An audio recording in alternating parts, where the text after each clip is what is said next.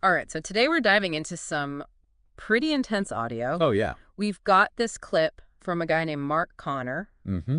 and he's speaking directly to President Trump at the time Okay. about this situation that's got him really fired up. Interesting. So imagine someone's tires have been slashed, Okay. and Connor sees this as a sign of something much bigger. Yeah. He thinks this is part of like a wave of attacks against Trump supporters specifically. That's something else. Yeah, so it's really fascinating how he uses this very specific incident Right. to tap into this broader sense of like fear and anxiety. Absolutely. He's not just talking about tires. Yeah. He's painting a picture of a world where Trump supporters are under siege. Right. Yeah, like they're being targeted specifically. Exactly. So let's actually hear what he has to say. Okay. I'm going to play the beginning of this audio clip. All right. And it really jumps right into the thick of things. Well, good morning, everybody. How you doing? Mark Connors, TCR Media Network. Well. I'm going to show you a video here in a second and show you that what we are dealing with, Mr. President Trump, sir. There's some bad stuff going on here in America that good Americans are stuck. They're trying to figure out exactly what to do about it. So I'm going to ask you, President Trump, sir, to please give us the advice that you recommend on crap like this. Let's take a look at this, please. Sir, they are attacking your supporters. These are people that voted for you, supported you, sir. And look what's going on to us. Look what's happening to us. Wow. You can practically feel the frustration pouring out of him, right? Oh, yeah, absolutely. He goes straight for that emotional gut punch. He does. He really does. Like right away. It's that sense of urgency. Yeah. Almost desperation, you know? Yeah. Phrases like bad stuff. Right. Attacking. Yeah, and he keeps saying, sir. Oh, yeah. When he's addressing Trump. Right. Like over and over. It adds this layer of like pleading. Yes, definitely pleading. Like he's appealing to a higher authority for protection. It's really interesting, too, how he keeps hammering home that the victims are Trump supporters. Right. It's almost like he's trying to draw a very specific line in the sand here. Yeah, he's very deliberately framing this as us versus them. Right. You know, it's Trump supporters against... Well, he doesn't really define the them, does he? He doesn't. It's really vague. And that vagueness really contributes to that feeling of fear. Oh, absolutely. And uncertainty. Yeah, like there's this unseen enemy out there. Right. You know, targeting people just for their political beliefs. That's a classic propaganda technique. It is. It really is. Designed to make people more receptive to his message. Exactly, to kind of create that solidarity. Yeah. So let's hear a bit more. Okay. In the next part of the clip, Connor starts describing this video he keeps mentioning. Fascist, chill fascists. Huh. Go F yourself. Look, they sliced his tires, Mr. Trump, sir. Give me my F tire. Oh, you think that's funny, huh? Unbelievable. See why you need to start defending yourself out there, people, Mr. Trump? What are we going to do about this stuff? Yeah. What do we do? Do we just stand there and let these people hand us our butts? Come here. So we're hearing more shouting. Oh, yeah. Clearly a heated exchange is happening. Right. And then Connor says if the victim's tires have been slashed, he's driving home that point that this is a tangible act of aggression. It's real for him. And notice how the language shifts.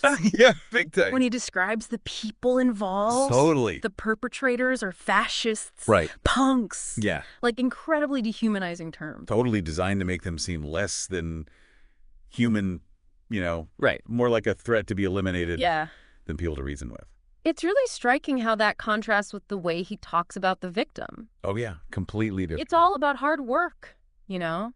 About someone just going about their day. Yeah, minding their own business. It's meant to make the audience sympathize with the victim. Of course. And demonize the attackers. Totally. And it really sets the stage for what he says next. Okay. Which is where things start to get really interesting. All right. And potentially dangerous. He throws out this line. Okay. See why you need to start defending yourself out there, people. Whoa. It almost sounds like a call to arms. It does, right? He's not just asking for sympathy anymore. Yeah. He's planting the seed for a more aggressive response. He's suggesting that violence is necessary. It's subtle. Yeah. But it's definitely there. He's appealing to that instinct for self-preservation, you know? Right. Like it's justified. Yeah. And he's doing it under this guise of self-defense. Yeah. Which makes it even more insidious. I'm really curious to see where he goes with this. Me too. Let's keep listening. Okay, let's dig into the next section of the audio. And look at the lady. Look at the lady in his face. Not the guy. It's the lady in his face because she thinks that he won't do anything to her. See, they're putting the ladies just like the icicles do. Putting the ladies out front there. I work my ass off these flat tires. You guys slash them. Are you kidding me? No, they're not kidding you, brother. They need an ass whooping. Are you kidding me? Was that slash my goddamn tire? F that. Really? Yeah. Both of my tires are slashed. Both of his back tires slashed. You punks. You're a bunch of punks and you need an ass whapping. You do. So it brings up this detail about a woman being involved. Yeah. And immediately it's like he twists that into this whole narrative about the perpetrators using her as a shield. Totally. A classic tactic to demonize the enemy even further. It's designed to ramp up the anger and outrage. Absolutely. To push people closer to that point of wanting to fight back. Right, and he keeps reinforcing that image of the victim as a hard worker, too. Yeah, someone who's been wronged. Are you kidding me? Over and over. Like disbelief, injustice. Yeah, it's like he's saying this is happening to good, honest people. It's just not, right? And that feeling of betrayal by the system, right? It's really key to understanding what comes next. Because then he just comes right out and says it. Oh, yeah. They need an ass whooping. Wow. He's not even trying to hide it anymore. Yeah. He's openly advocating for violence. He is, and he's doing it in a way that taps into a very specific cultural narrative. Okay. One where real men stand up for themselves. Right. Where violence is seen as a legitimate way to restore justice. So he's speaking to a certain audience. Oh, absolutely. Who will hear that message loud and clear. Loud and clear, yeah. All right, let's hear how this all culminates in Connor's direct plea to President Trump. Okay. This is where things get really interesting. I'm ready. Okay. People need to defend themselves. Are you kidding me? No, brother, they're not kidding. This is what we're dealing with. Mr. Trump, tell us what we do now here, sir. Mr. Trump, would you please tell America that they can defend themselves so that we don't all go to jail? Would you please let people know where we stand on this thing? Unbelievable. Unfreaking believable. And what are the cops going to do about it? Probably nothing.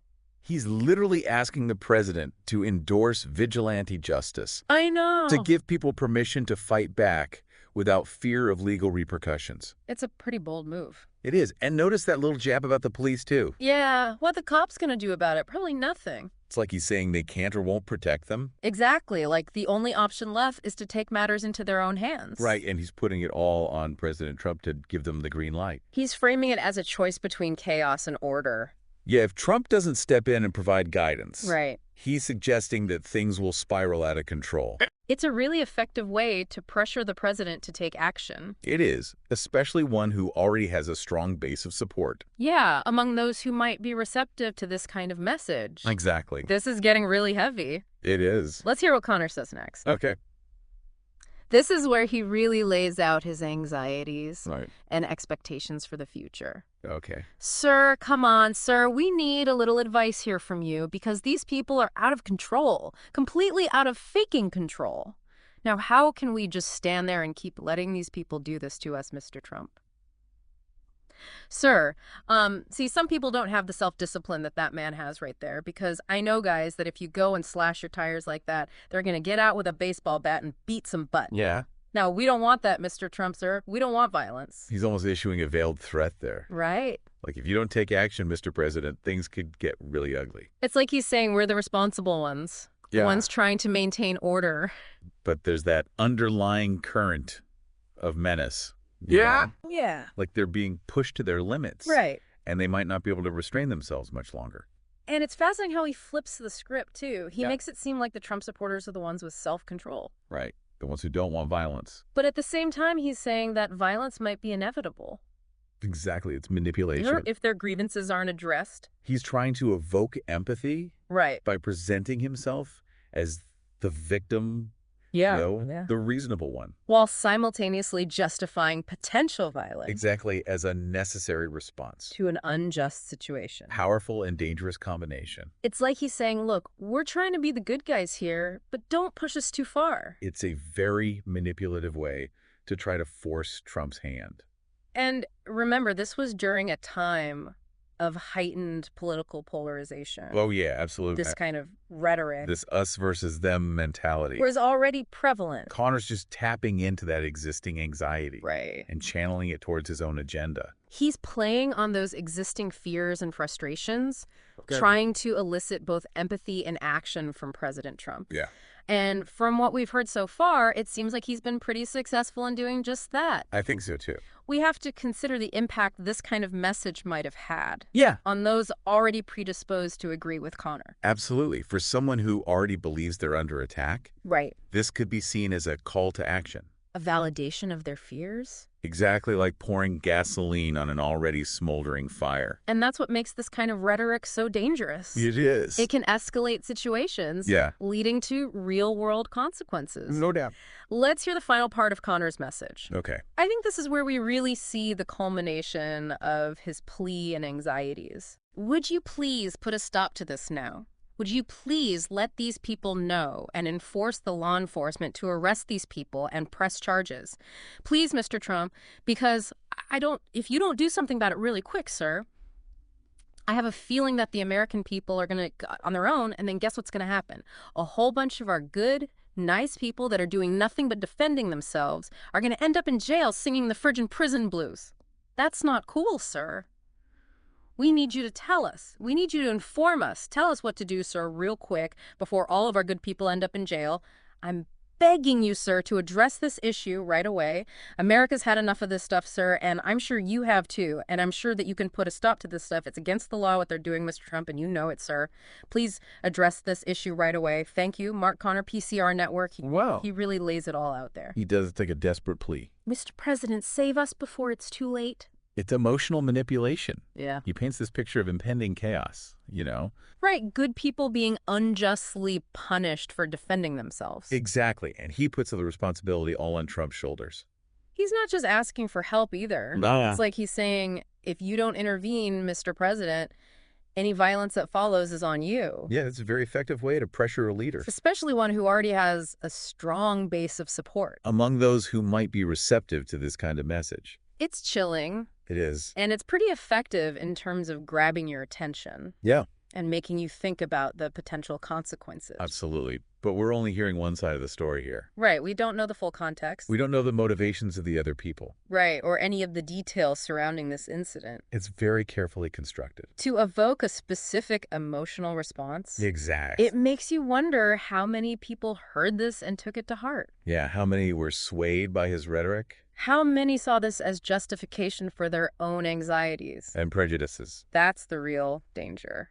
It is this kind of rhetoric can legitimize violence. Yeah, create a climate of fear and suspicion. And ultimately erode the very fabric of our society. So it's essential to be aware of these tactics. Right. And to critically evaluate the information we're consuming. Absolutely. So after hearing Connor's plea, his framing of the situation, and his call for action, what does this all mean for us? Well, this audio clip is a powerful reminder of how easily fear and anger can be manipulated. For political gain. Exactly. It highlights the dangers of us versus them narratives. Yeah. And the potential consequences of framing complex issues in such simple terms. It's a cautionary tale, for sure. It is. And for you listening, we want to leave you with this. Okay.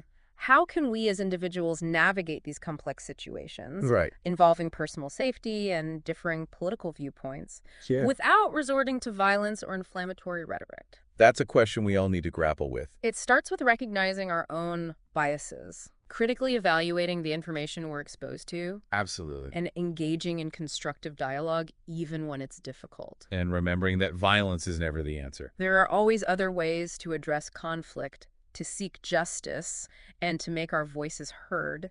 This deep dive has given me a lot to think about. Me too. It's a reminder that we all have a responsibility to be critical thinkers. To be aware of the forces that seek to divide us. To choose a path of compassion and understanding. Well said. So to everyone listening, we encourage you to continue exploring these issues. To challenge your own assumptions. And to engage in thoughtful dialogue with those around you. Stay curious, stay informed, and stay engaged. Until next time, keep diving deep.